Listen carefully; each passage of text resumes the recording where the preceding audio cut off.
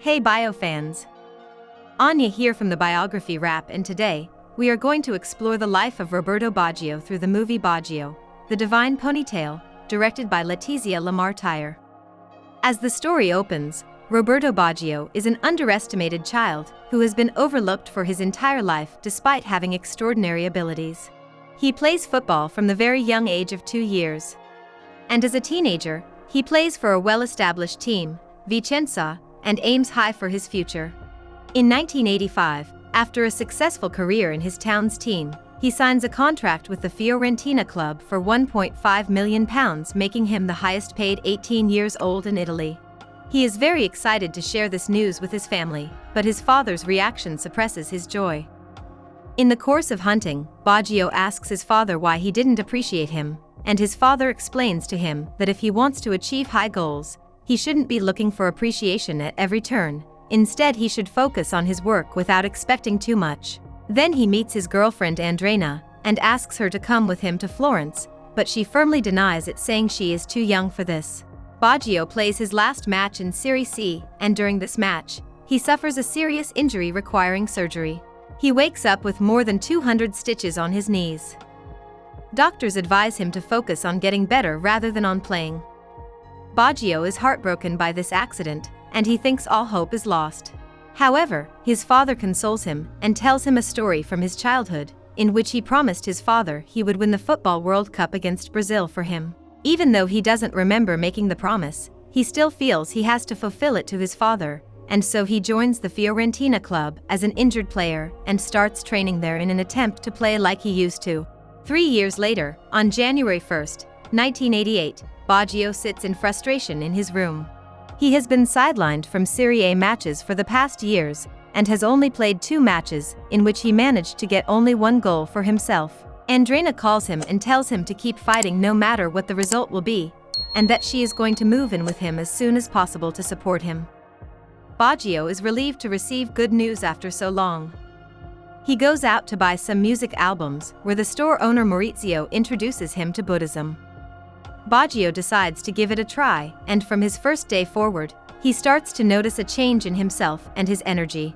The change in his mindset leads him to become a Buddhist, and he even tells his girlfriend about it. She is initially frightened at the idea, but gets convinced when he tells her that the changes he wants to make will be good for her. After 6 years, 1994, Baggio has played extremely well in these past years, and has come into the limelight for his extraordinary skills and storm-chasing dedication. He gets the chance to play in the World Cup, which he had dreamt of for so long. The league matches start off very badly for Italy, with defeat in its very first match. In the after-game discussion, he questions his coach about his strategies and techniques, which gets him replaced mid-game in the next match. After waiting a long time, he gets the chance to play in the knockout match, and just when everything seemed to be lost in that match, he surprises everyone with a spectacular performance and scores the winning goal. His career graph grows exponentially after this match until the semi-finals. During the semi-final match of the World Cup, his old injury resurfaces and starts causing problems for him. His coach doubts him if he is even fit to play or not, which frustrates him even more, and he flips out at him. The final match starts and even comes to its end as if time flew by without any team scoring even a single goal. According to the norms, the winner of the match is to be decided by a penalty shootout. Brazil gets a goal, and Baggio is chosen to shoot the penalty kick for his team. As he stands there thinking about his goal, the audience clings onto the faint hope, and at that moment it seems as if time stood still. Despite giving so much thought to the kick, he misses the goal and stands there distraught and consumed by his own thoughts. This was the only chance he had to keep his promise, and he could not believe that he had lost it. 6 years further ahead, Baggio sits unemployed in his home. He has pissed off several of his coaches in the past years, and so is not wanted by his club anymore. The last shot during the World Cup is what haunts him to date, with continuous nightmares. Although Japan has offered him to play for their team, he refuses the offer as he wants to represent his nation at the World Cup and not any other country just for the sake of money.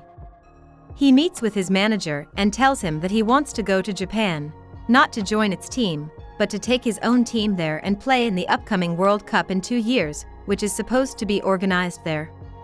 So, he goes back to his hometown Brescia and starts training with every other person he meets. Town's football club members get the news of the arrival of Baggio through TV and contact him to play for their team and represent his hometown.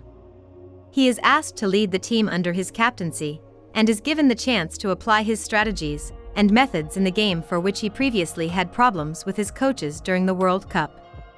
Baggio gladly accepts the offer and starts playing every league match coming his way, and once again, due to his extraordinary performance and brilliant skills, he again comes to the limelight, and this time all on his own. No coach to steal the credit, but this is just a part of his plan. He plans to have another chance in the World Cup and win the trophy, this time for his father and the promise that he had made to him. It is January 2002. Baggio meets up with coach Giovanni and tells him about his desire to play one final time in the World Cup, for which he totally agrees to see his brilliant record in the recent matches and promises him that he will be selected for the team. But during a match, Baggio once again injures himself in a manner similar to his original injury, and the situation comes that he has to undergo surgery, but he doesn't want to because he thinks he is too old for this, and if he undergoes the surgery, then he fears he might not be able to recover in time for the World Cup. But his manager convinces him, as there is no other option left. After the surgery, doctors predict a recovery within 6 months, but Baggio doesn't have that much time, so he decides that he has to recover within 3 months. With insane training and practice, despite the excruciating pain, he can recover within his own set deadline, almost as if miraculously.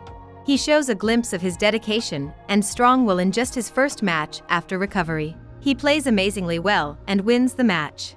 But the wait is not over yet. It is 3 more months of patience for Baggio until the team for the World Cup is announced. In May 2002, Baggio receives a call from coach Giovanni that he isn't selected for the World Cup team despite his promises. The only hope left for him to fulfill the promise to his father is taken away from him.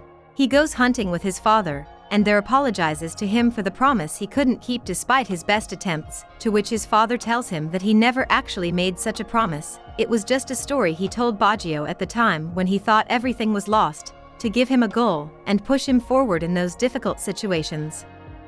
His father also tells him that he has made him proud all these years, and the reason is not his game, but the love and support that he has won from the public.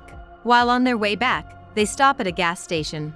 As soon as people see him, he is surrounded by his fans, and all of a sudden the gas station seems to have transformed into the stadium, echoing with cheers for Baggio and people asking him for his autograph and appreciating him for his game and his phenomenal performances in those games. And at that moment Baggio really understood what his father had said to him, that the love and affection that he has won from people is far more precious and satisfying than any trophy in the world, and it is.